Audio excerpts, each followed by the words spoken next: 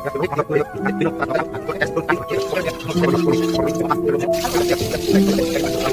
মাছটা দেখুন, প্রথমে দেখুন এর দাঁত দেখুন, এই জীবন মরণ সমস্যায় দেখে ধরবে, একদম নিয়ে যাবে, কেটে নিয়ে যাবে হাত। এই দেখুন এই এখানে ধরা অবস্থা। আর এর ভিতর দেখুন একটা কি বেরোচ্ছে পেটের ভিতর থেকে, দেখুন আপনারা দেখতে পাবেন। এই দেখুন এখানে ছুরি দিয়ে এখানে কাটতে হবে, এখানে কাটলেই রক্ত বেরোবে।